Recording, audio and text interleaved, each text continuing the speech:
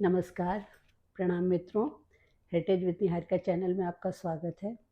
मित्रों, गंगा दशहरा 5 जून को है 2025 में, इस वर्ष में, और ये शुरू हो जा रहा है 4 जून को रात्रि 11:54 पर और समाप्त होगा 6 जून को प्रातः 2:15 पर। तो मुख्य योग जो है वो 5 जून को ही है, जिस दिन सर्वार्थ सिद्धि योग है, सिद्धि योग है और हस्त नक्षत्र योग है। तो ये बहुत ही सुंदर योग है, जिसमें आप जो भी दान पुण्य करेंगे उस सब का आपको अत्यधिक फल प्राप्त होगा।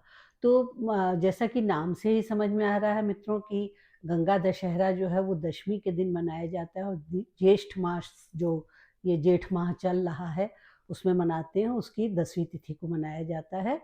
स्कंद पुराण में कहा गया है, ज्येष्ठ मासे सिते पक्षे दशम्यां बुधहस्तयोः व्यातिपाते गरानंदे कन्या चंद्रे विषे रवौ हरते दश पापानि तस्मात् दशहरा स्मृता। इसका अर्थ है कि ज्येष्ठ मास में शुक्ल पक्ष की 10वीं तिथि को, और अगर दिन बुधवार हो, हस्त नक्षत्र हो, व्यतिपात योग हो, गरकरण आनंद योग हो, कन्या राशि में चंद्रमा और वृष राशि में सूर्य, इन 10 महायोगों से युक्त अगर गंगा दशहरा है तो अत्यधिक फलदायक होता है। और इस दिन गंगा स्नान करने का विशेष महत्व है।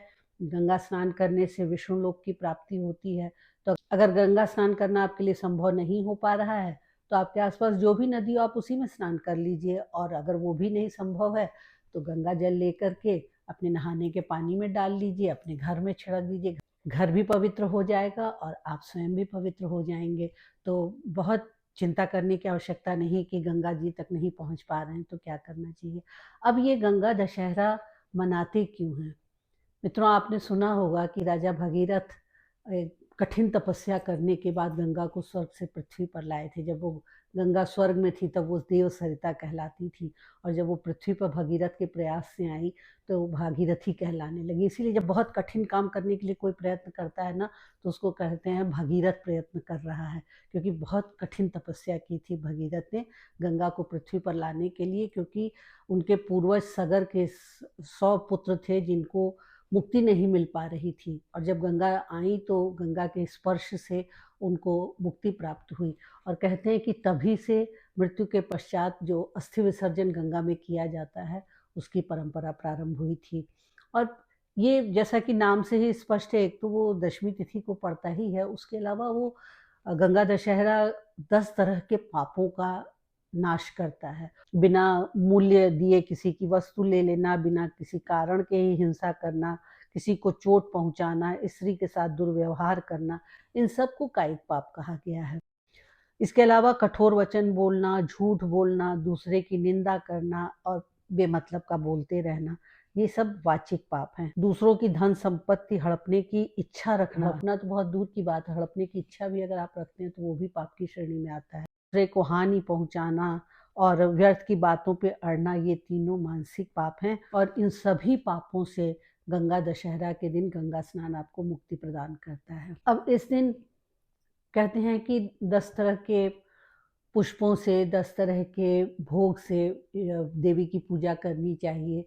तो आप माँ गंगा की पूजा कर सकते हैं, आप माँ लक्ष्मी की पूजा कर सकते हैं, और इस दिन 10 तरह की चीज़ों को दान देने का भी विधान है। हमारे हिंदू धर्म में, हमारे सनातन धर्म में दान को बहुत बड़ा पुण्य माना गया है। और आप देखिए कि इस समय क्या-क्या चीज़ें दान देते हैं। इतनी गर्मी है ना, तो गर्मी में जो चीज़ें उपयोगी होंगी, जो किसी को बहुत आराम पहुँचाएँगी, वैसी ही चीज़ें दान देने का भी विधान किया गया है। जैसे कि पहली चीज़ है शरबत। अब इतनी गर्मी में शरबत मिल जाए तो कितना अच्छा हो ना। मटका दे दीजिए, घड़ा दे दीजिए, ठंडा-ठंडा पानी वो रख लेगा अपने पास। जूता-चप्पल दे दीजिए, कितना आराम हो जाएगा ना गर्मी में चलने का। छतरी दे दीजिए, छाता दे दीजिए, वो भी बहुत ही आराम की चीज़ है गर्मी के दिनों में। और उसके अलावा हाथ का पंखा दे दीजिए। अभी आजकल एसी और पंखे का ज़माना तो नहीं था ना जब हमारे शास्त्रों में विधि-विधान बनाए गए। तो उस समय के हिसाब से, और हाथ का पंखा तो हमेशा ही, आज भी लाइट चली जाए तो क्या कीजिएगा एसी का और क्या कीजिएगा पंखे का, फिर तो हाथ का पंखा ही डुलाना है। तो अगर वो रहे पास में तो कितना अच्छा हो। और उसके अलावा वस्त्र दे दीजिए, हल्के-फुल्के वस्त्र जो गर्मी में आरामदायक हों। अन्न अन्न तो हमेशा ही आरामदायक ही रहेगा, मनुष्य को अन्न तो चाहिए ही शरीर चलाने के लिए। और साथ में तिल दे सकते हैं, मौसमी फल दे सकते हैं, चीनी दे सकते हैं।